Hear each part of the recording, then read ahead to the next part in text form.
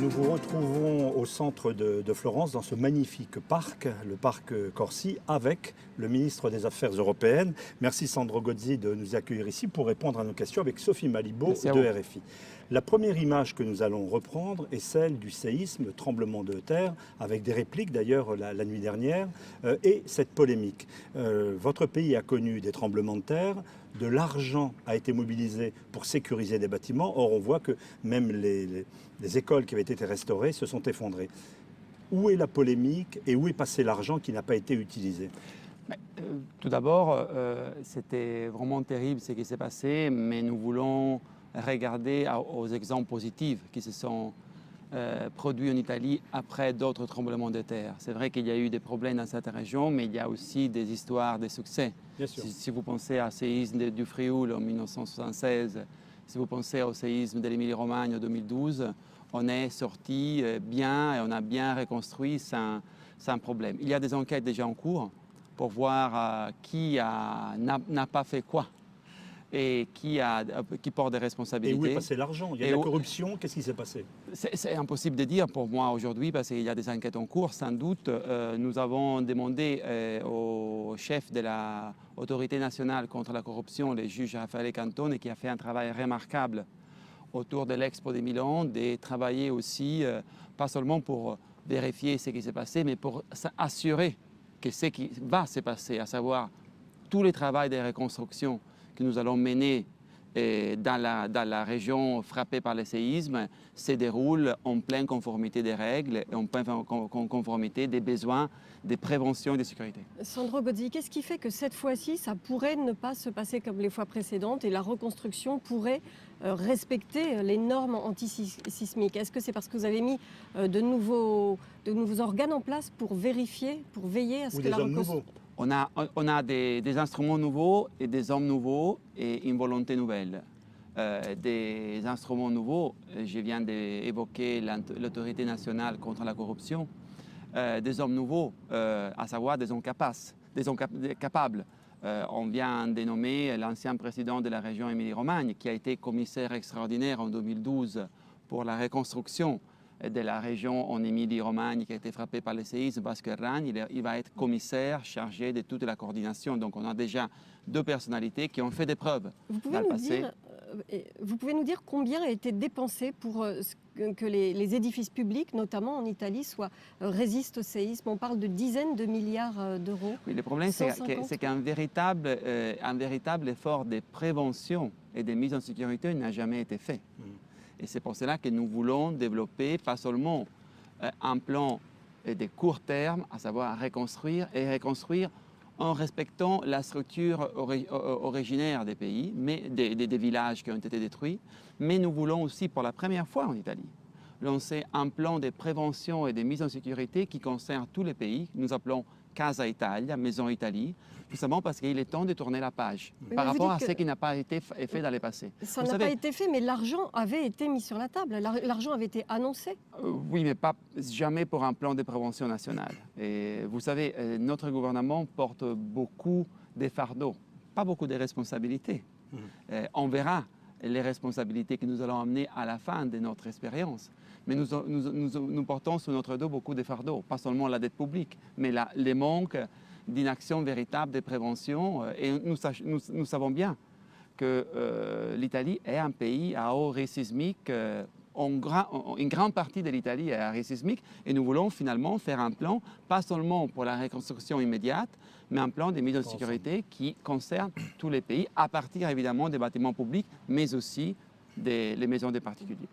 Sandro Gozzi, un autre dossier qui appelle l'urgence, il s'agit de la question des réfugiés. Nous allons regarder avec ce reportage ce qui s'est passé il y a quelques jours en Italie, où la marine est allée sauver des milliers de personnes, 6500 arrivants en une seule journée, et aujourd'hui, votre pays connaît, par rapport au reste de l'Europe, où les frontières se referment, connaît une véritable situation d'urgence. On regarde et on vous retrouve. Une nouvelle embarcation de migrants découverte par les secours. Le bateau, comme à chaque fois, est surchargé. Beaucoup de femmes et d'enfants. Les sauveteurs évacuent en priorité les plus petits. Depuis 24 heures, les gardes-côtes italiens et les organisations humanitaires font face à un afflux massif de migrants. Cette fois-ci, alors que le Zodiac de secours s'éloigne, des migrants paniqués sautent à l'eau. Les sauveteurs tentent alors de les aider. La plupart savent à peine nager. Alors les secours mettent dans l'eau un énorme boudin gonflable auquel ils peuvent s'accrocher. Tous ces migrants sont originaires d'Afrique de l'Ouest ou de la Corne de l'Afrique. Ils ont embarqué depuis les côtes libyennes. Ils passent de jour comme de nuit. Les autorités sont débordées, mais elles font face. La mer est calme, les vents poussent les embarcations vers l'Italie et c'est cette météo qui explique cet afflux massif. Les Italiens pensent que dans les jours qui viennent, des dizaines de nouveaux bateaux de migrants vont continuer de traverser. Sandro Gozzi, rappelons les chiffres, 14 000 migrants, 14 000 arrivées en une semaine. Et aujourd'hui, l'Italie, de par sa position géographique, bien sûr, se retrouve seule. Les frontières se ferment dans beaucoup de pays. Vous appelez à la solidarité européenne. Vous n'avez pas une réponse très, très bienveillante.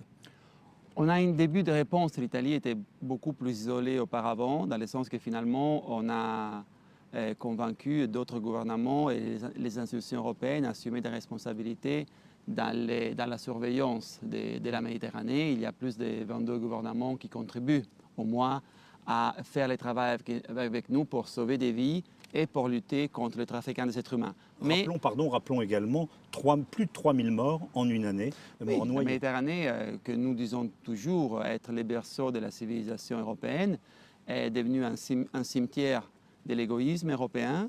Et nous ne voulons pas qu'il devienne le cimetière de la civilisation européenne, parce qu'évidemment, c'est contre la civilisation européenne de laisser mourir, de ne pas sauver, de ne pas intervenir, de ne pas assumer des responsabilités européennes. Mais une fois qu'il arrive en Italie, l'Italie maintenant identifie maintenant les 100% Vous prenez les identités, les provenances, etc. Avec des photos. Oui. Hein? C'est réaliste. Vous croyez vraiment être en mesure de savoir exactement qui vient d'où, ou quelquefois ça dépend vraiment de ce qu'on vous déclare? Maintenant, contrairement au passé, à la différence du passé, maintenant tous les immigrants qui arrivent en Italie sont identifiés selon les nouvelles règles en place au niveau européen. Le problème, c'est que nous faisons notre part, le reste de l'Europe ne fait pas la sienne. Est-ce que vous-même, Monsieur le Ministre, vous êtes rendu dans des centres d'enregistrement, voir de visu comment ça se passait, comment réagissent les gens à qui on demande les empreintes, etc. Oui, tellement nous savons combien c'est sensible qu'on a décidé de filmer. Pour prouver à nos partenaires européens et à la Commission européenne combien c'est difficile, mais nous le faisons, de respecter toutes les nouvelles règles d'identification européenne, parce qu'évidemment, il y a des résistances et il faut respecter aussi les droits fondamentaux du moment où il y a des résistances. Alors, certains pays, donc ça prend du temps, ce n'est pas immédiat. Certains pays, notamment en Europe centrale orientale, refusent tout quota, refusent tout accueil de migrants. Comment l'Europe peut-elle imposer ce type de quota? Qu'est-ce que vous appelez comme mesure de solidarité? Mais tout d'abord, l'Europe devrait justement faire ce qu'elle avait dit de faire. Mais elle ne le fait pas. On a négocié longuement, pas seulement pour assurer que tous ceux qui arrivent en Europe soient identifiés, et nous faisons notre part. On a négocié longuement pour créer encore une garde-côte européenne et une police des frontières extérieures. On l'a décidé en juin. Maintenant, elle doit être en place avant la fin de l'année, parce qu'on a besoin d'une intervention et séjour. Et il faut aussi que chaque pays respecte son engagement pour la redistribution des demandeurs d'asile. S'il ne le fait pas, il faut mettre des pressions politiques et on peut aussi utiliser des instruments juridiques. Ce n'est pas un accord écrit sur l'eau. C'est un accord approuvé par les conseils des ministres de l'Union européenne et par le Parlement européen. C'est lui sur la redistribution des réfugiés. Alors, selon moi, si ça continue comme ça, la Commission européenne devrait ouvrir des procédures d'infraction, des procédures contre tous les États membres qui sont censés faire leur partie et ne le font pas. Évidemment, de penser, de pouvoir répondre à ça avec un référendum national contre une décision européenne, comme l'Hongrie va faire en octobre, c'est aux antipodes de ce qu'on devrait faire en tant qu'Europe. Et c'est Alors, très dangereux comment comme est-ce que vous précédent. pourrez réagir? Quelle sera votre marge de manœuvre à partir du moment où les Hongrois, imaginons que les Hongrois répondent non à ce référendum, nous ne voulons pas nous laisser imposer de quotas de l'extérieur.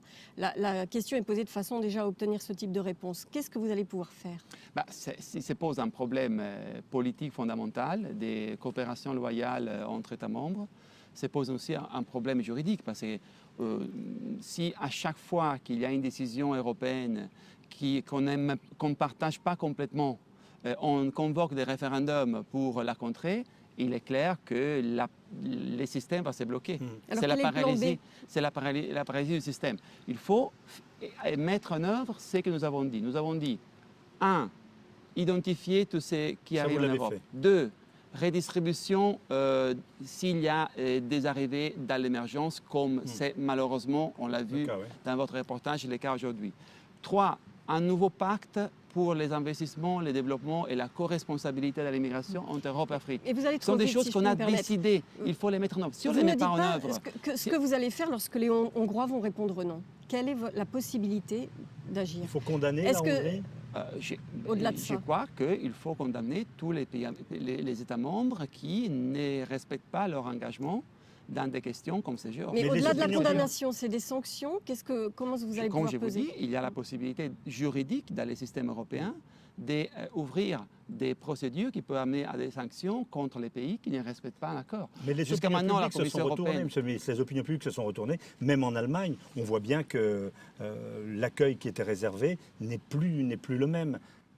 Oui, mais l'Allemagne, de ce point de vue, elle ne peut pas porter une responsabilité. Elle a accueilli 1,2 million réfugiés. Je crois qu'il y a des pays qui ont porté les fardeaux pour tous les autres. L'Allemagne, l'Italie, la Grèce, la Suède sont les pays qui ont fait la plupart du... Et la France à Vintimille, par exemple, vous regrettez ce qui s'est passé avec le blocage des réfugiés? Écoutez, il faut aussi... là, il y a des mouvements irresponsables en Italie qui donnent des informations irresponsables. Il est clair, selon les règles européennes, ceux qui arrivent en Italie sont identifiés en Italie. Jusqu'à quand ils n'ont pas obtenu les statuts de réfugiés politiques, ne peuvent pas aller dans d'autres pays.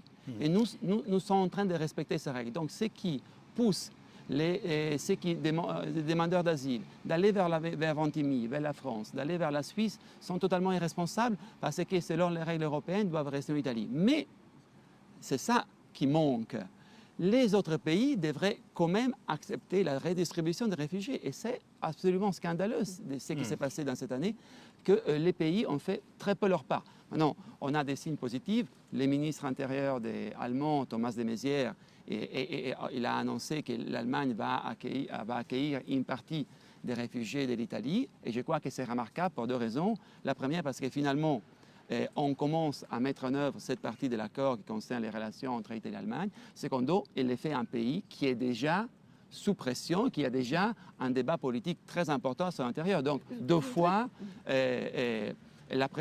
notre appréciation vis-à-vis de ce que l'Allemagne est en train de faire. Ce qui s'est passé cette semaine avec le sauvetage en mer de nombreux réfugiés, c'était souvent des navires de ce qu'on appelle l'opération Sophia.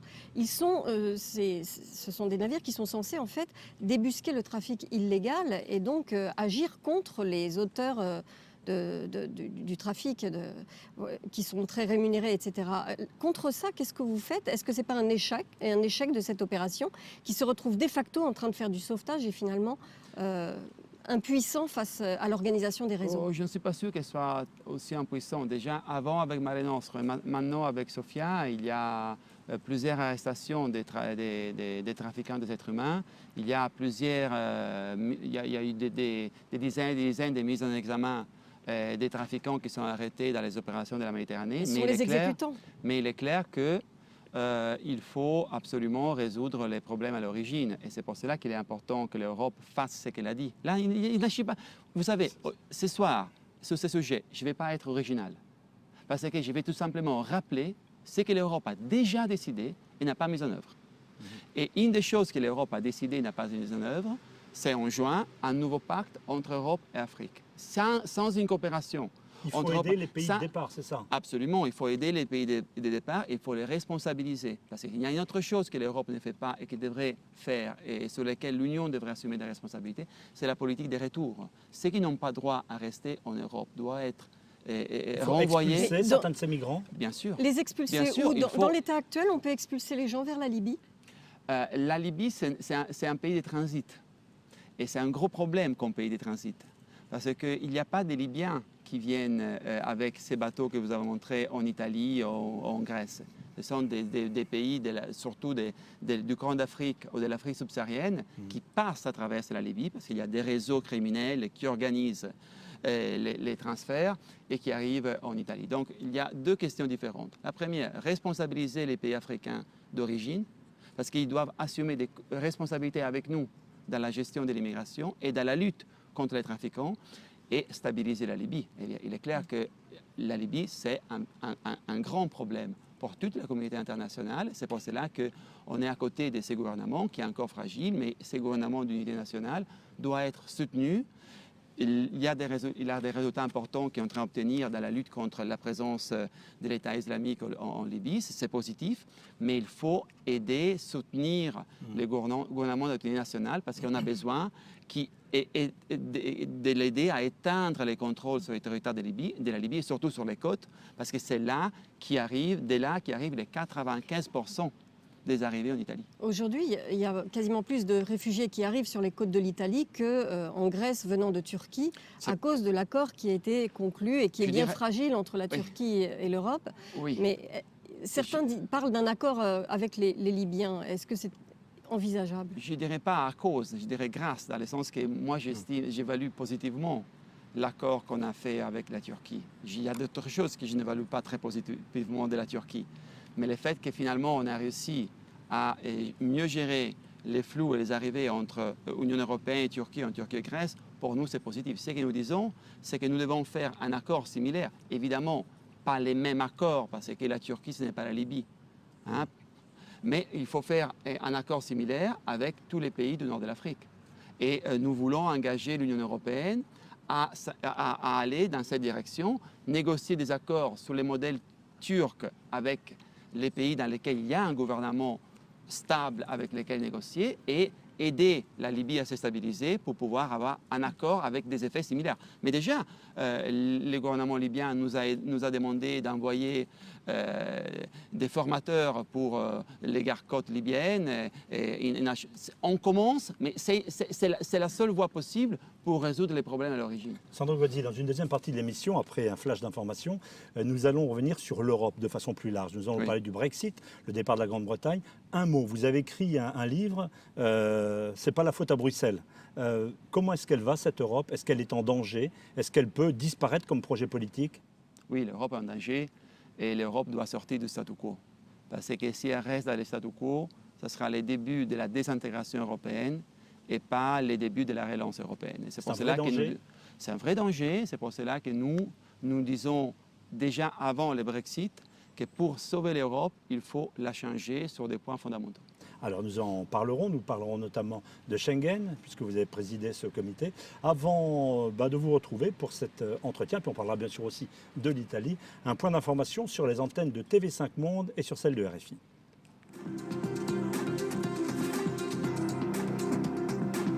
Retour à International, TV5 Monde, RFI, le quotidien Le Monde. Nous recevons aujourd'hui le ministre italien des Affaires européennes, Sandro Gozzi. Avant cette pause, nous parlions de l'état de l'Europe. Vous nous disiez votre inquiétude. Il y a eu cet événement il y a quelques semaines avec la sortie donc de la Grande-Bretagne.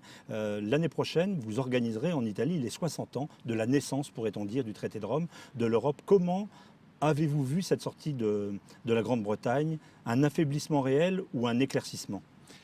Je dirais les deux. On ne peut pas dire que la sortie du Royaume-Uni de l'Union européenne soit une bonne nouvelle. Je crois que ça va être une très mauvaise décision pour les Britanniques. Pour l'Europe?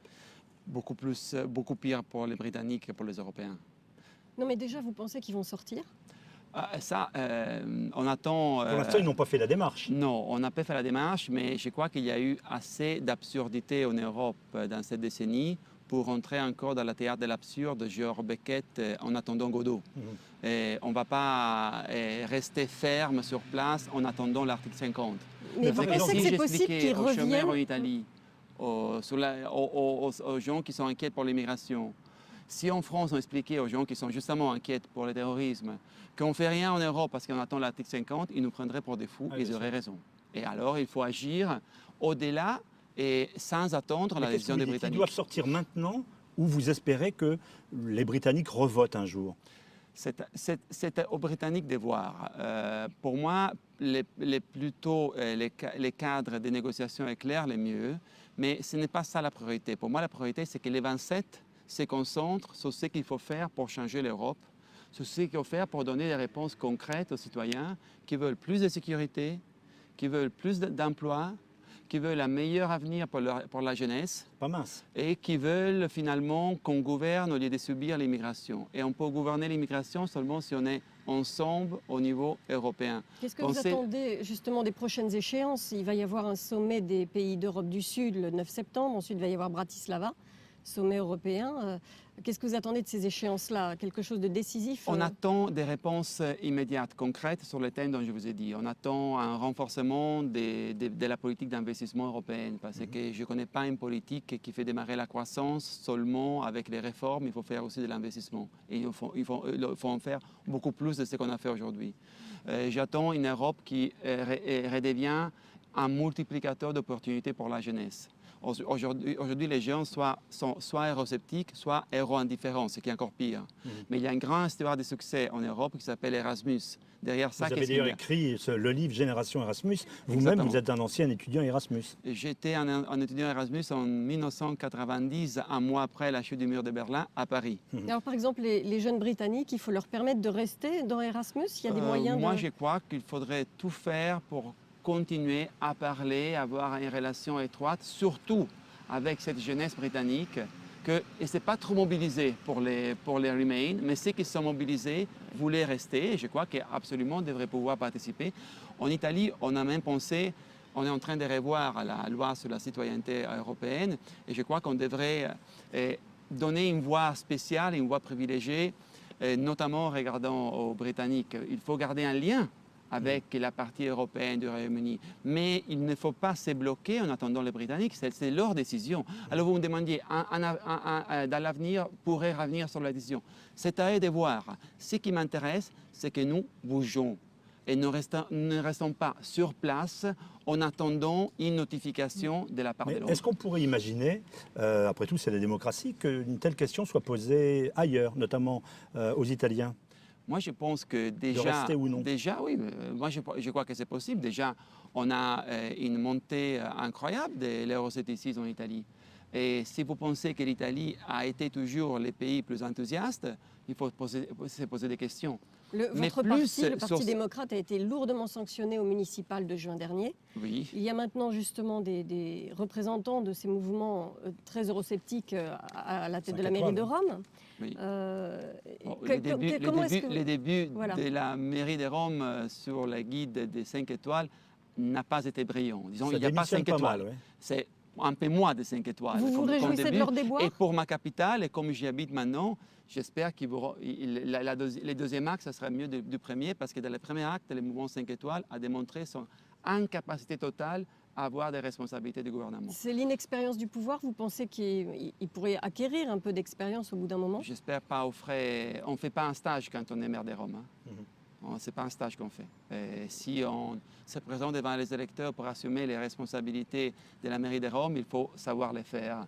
On n'est pas là en épreuve, et donc j'espère que finalement, ils vont sortir de leur scandale, ils vont sortir des démissions. Il y a eu 4 démissions des chefs de cabinet de la nouvelle maire. Ouais. Les maires adjoints au budget viennent de démissionner, donc ce sont plus les démissions que les actes qu'ils ont adoptés pour mettre en œuvre leur programme. Donc ça en dit beaucoup sur les mouvements soi-disant populistes, antipolitiques, eurosceptiques, mais sans doute, il y a un malaise envers cette Union européenne. Et je ne crois pas que les Italiens sont devenus anti-européens, mais ne sont pas satisfaits de cette Union européenne. Et je crois qu'en grande partie, ils ont raison. Et c'est pour cela que nous pensons que cette Union européenne doit changer. Mais ceci Vous, parce que- Sandro Gozzi, par exemple, vous défendez le traité transatlantique, la négociation sur le traité transatlantique. Oui, La parce que- France vient d'annoncer Oui. que dans ces conditions, On arrête de c'est pas discuter. faisable. On doit suspendre, on doit s'arrêter Oui, pour le moment. je- Quelle est votre position aujourd'hui? Est-ce que ça va continuer comme si de rien n'était? Les Français sont contre, mais on continue de discuter? La position, c'est qu'on a donné un mandat à l'unanimité à la Commission européenne à négocier. Que sans doute la négociation c'est compliqué pour des raisons qui se trouvent des deux côtés de l'Atlantique. Mais je crois qu'il y a aussi beaucoup de légendes autour de ces traités. Ces traités ne concernent pas les droits sociaux, les droits fondamentaux, ne concernent pas la culture, ne concernent pas les services publics. Sans doute, il y a des questions sur lesquelles on doit protéger notre modèle européen et sur lesquelles, si on n'arrive pas à protéger notre modèle européen, on ne doit pas signer les traités. Mais du point de vue italien, nous pensons que notamment pour les petites et moyennes entreprises, c'est une opportunité et l'Italie soutient la négociation de ces traités, Et même en s'il y a sachant pas de- que les difficultés sont en train d'augmenter énormément. Parmi les difficultés, par exemple, les Américains ne prévoient aucune réciprocité sur les marchés publics. Les Européens n'ont pas accès aux marchés publics américains, les Américains veulent l'accès C'est un public. des thèmes. Les marchés publics et les indications géographiques d'origine, ce sont deux thèmes sur lesquels absolument il faut poursuivre la négociation parce qu'en ce moment, elle n'est pas satisfaisante. Je crois que la question de la réciprocité des marchés publics, on devrait la poser dans tous les accords commerciaux. Là, je vous cite totalement. Et ce n'est pas seulement le cas, un problème dans les traités de libre-échange entre l'Union européenne et les États-Unis. On dit que l'Europe ne fonctionne pas bien, vous venez de le rappeler. Ce n'est pas aussi le fait que les États eux-mêmes, au fond, délèguent assez peu de responsabilités au plan communautaire. On peut penser à la diplomatie, aux forces armées par exemple. Ce sont les États qui font que cette Europe fonctionne très mal. Je suis d'accord avec vous. Je crois que c'est totalement illusoire de pouvoir gérer et mener à bien des politiques qui concernent la défense, la sécurité, l'immigration, le gouvernement de la finance, en misant seulement sur les États. Les États-nations n'ont plus la capacité de gouverner certaines questions. Et sur certaines questions, nous, les Européens, on devrait utiliser beaucoup plus et beaucoup mieux l'Union européenne. Parce que si vous demandez, regardez les derniers Eurobaromètres, par exemple, ces sondages qu'on fait de l'opinion publique européenne. La plupart des citoyens, la majorité des citoyens, n'est pas satisfaite de cette Union européenne. Mais la majorité des citoyens voudraient une armée européenne. Oui, mais par exemple, Donc oui, vous voyez, justement, vous voyez votre- l'écart comment va- entre les attentes et ce que les citoyens... paradoxes. C'est un paradoxe. Mais les citoyens ont raison. Les citoyens n'ont pas trouvé l'Europe là où ils pensaient que l'Europe devait être.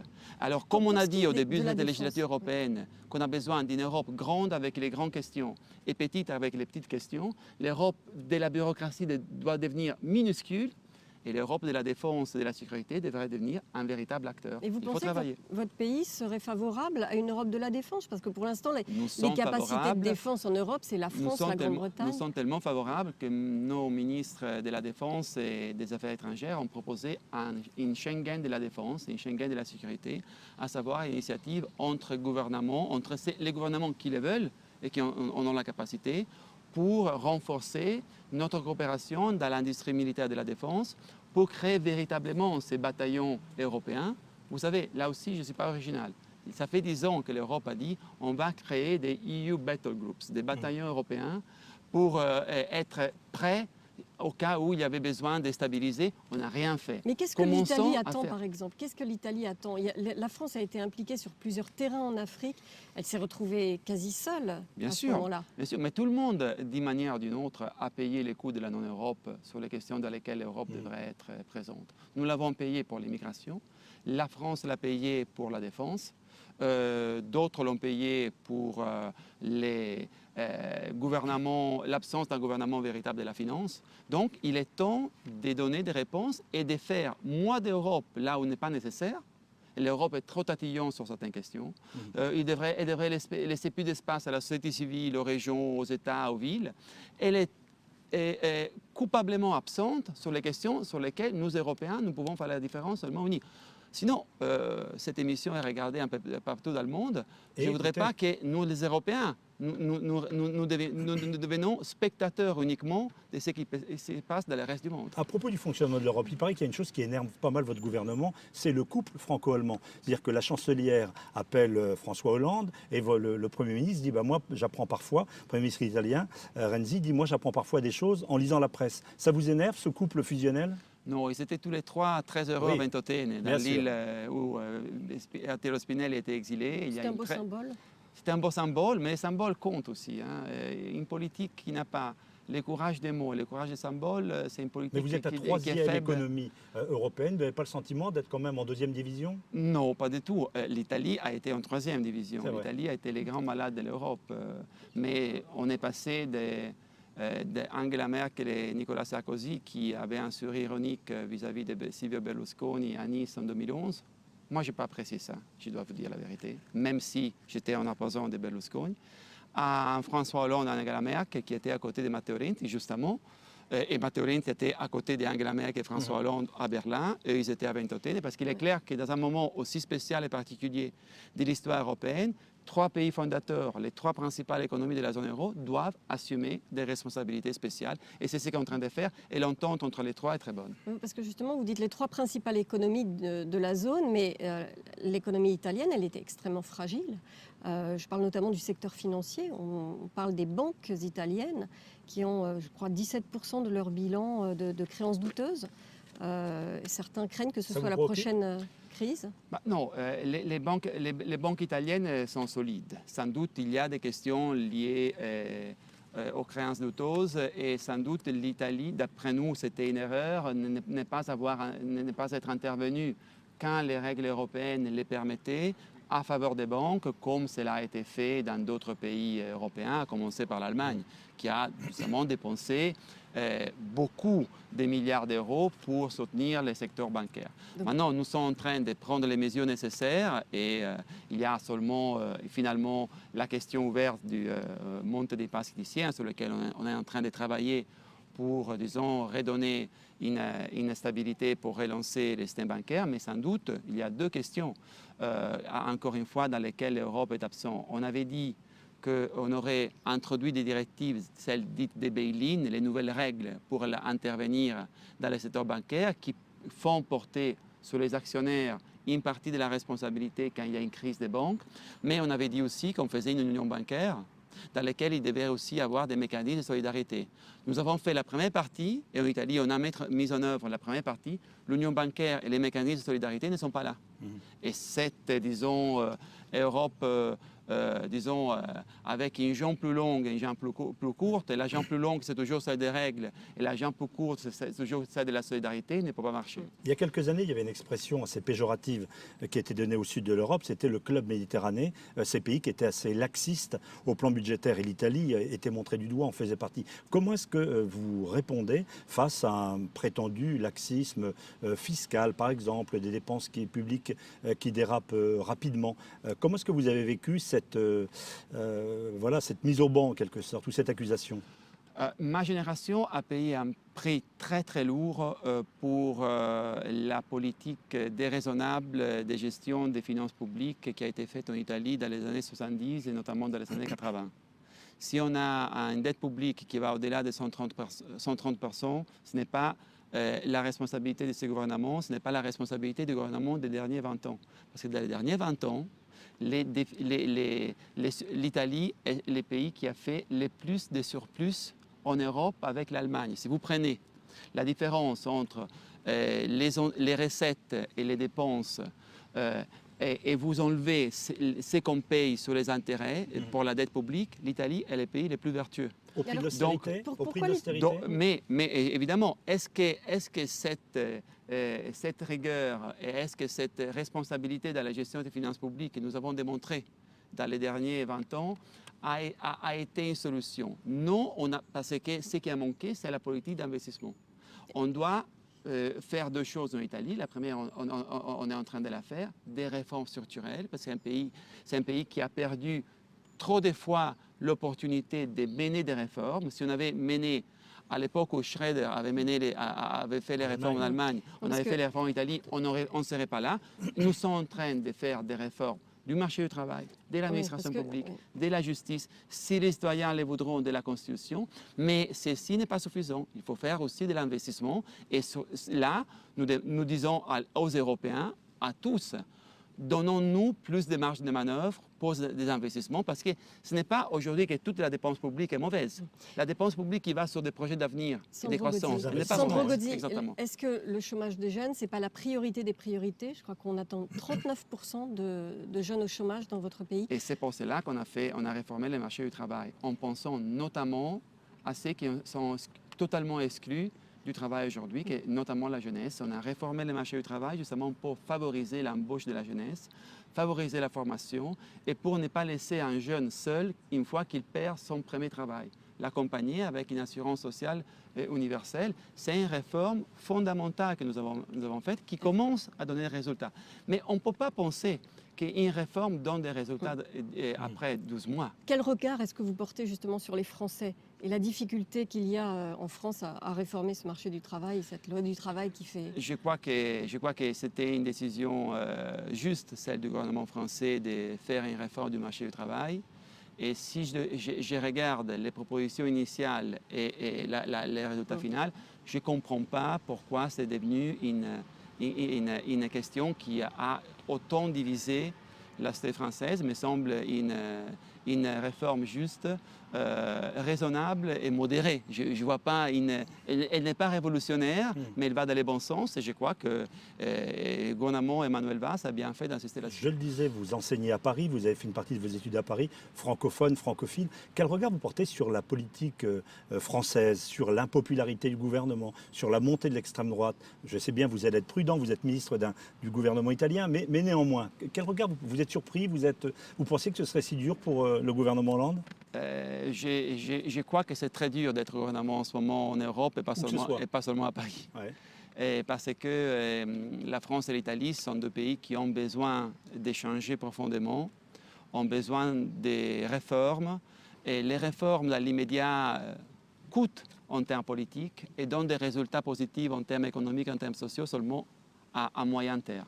Et donc cet écart entre la réaction immédiate de l'opinion publique à une réforme et la réaction que moi je crois que sera positive une fois que ces réformes vont produire leurs effets, c'est très difficile à gérer et la France se trouve aussi dans cette situation. Vous appartenez au gouvernement Matteo Renzi de centre-gauche. Vous ne vous sentez pas un peu seul en Europe, les socialistes ou les gens de centre-gauche? C'est plutôt la droite qui gouverne l'Europe actuellement.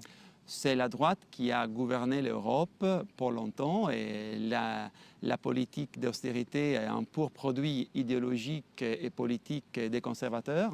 On a vu les effets en Grèce, en Espagne, en Portugal, même en Italie. Nous n'étions pas sous programme, nous n'avons jamais eu des aides européennes, mais on a quand même sous le gouvernement Monti mais des réformes très dures.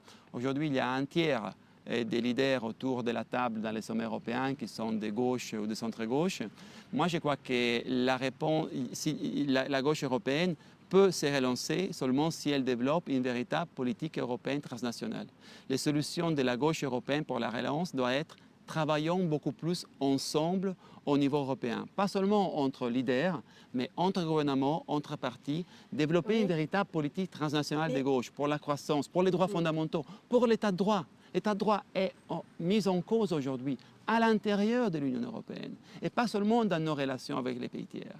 Et ça, c'est quelque chose qui devrait appeler les mouvements et les partis de gauche à faire une politique ensemble à l'échelle européenne. Et c'est ça le sens de l'engagement de Matteo Renzi et c'est ça aussi le sens de mon engagement. Matteo Renzi s'est jeté dans la bataille pour la réforme constitutionnelle en Italie et même il mettait quasiment son poste dans la balance à un moment donné.